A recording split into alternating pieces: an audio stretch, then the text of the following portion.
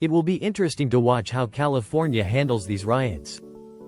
That sentence may sound calm, almost clinical, but make no mistake, what's unfolding on the streets of Los Angeles, Oakland, Sacramento, and San Diego is anything but calm.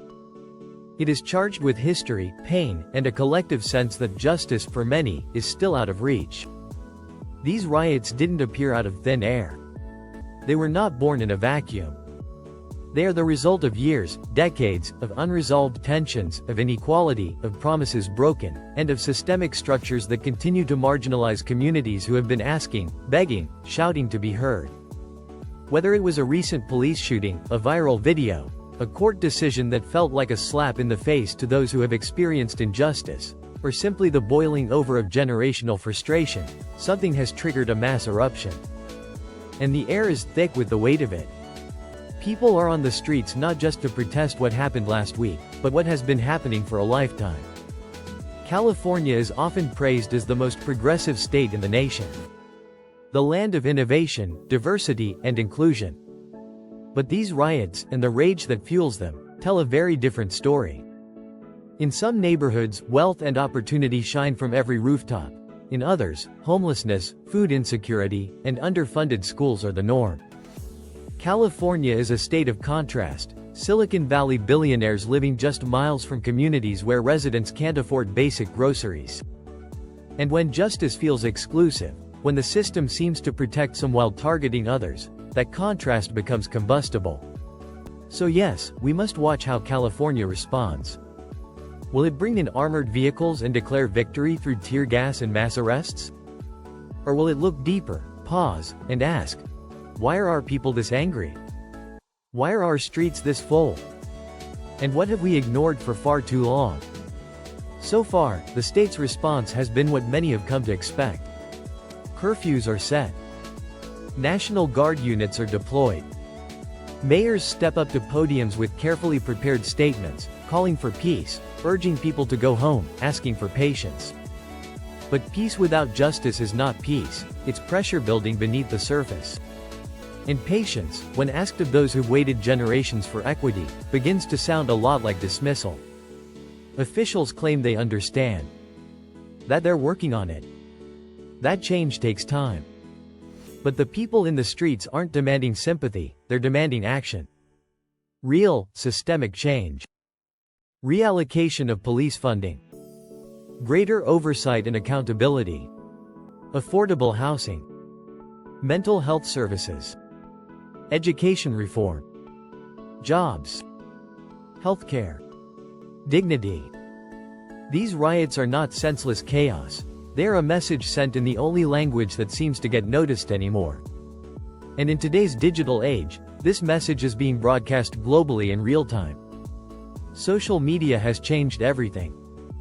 Gone are the days when mainstream media alone could shape the narrative.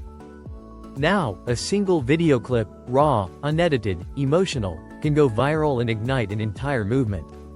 We're not just seeing protests. We're seeing live streams of people getting arrested, tear-gassed, struck with rubber bullets.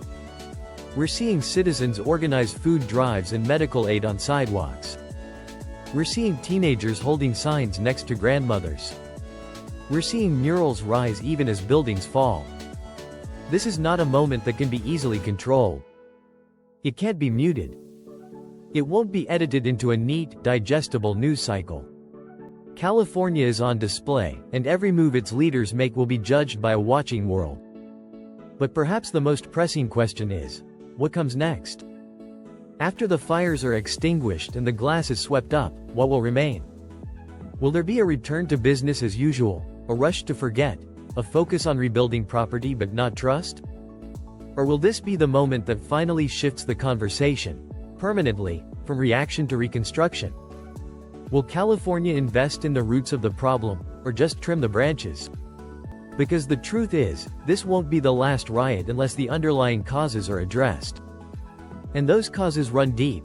Racial injustice, economic disparity, policing practices that prioritize force over community engagement, and a political system that often rewards performative empathy instead of measurable results. Handling these riots, then, isn't just a matter of law enforcement strategy. It's a test of moral leadership. It's about whether those in power are willing to listen more than they speak, to understand more than they defend, and to act more than they promise. And it's about whether the public, those not directly affected, are willing to stop seeing riots as someone else's problem, and start recognizing them as symptoms of a shared national illness.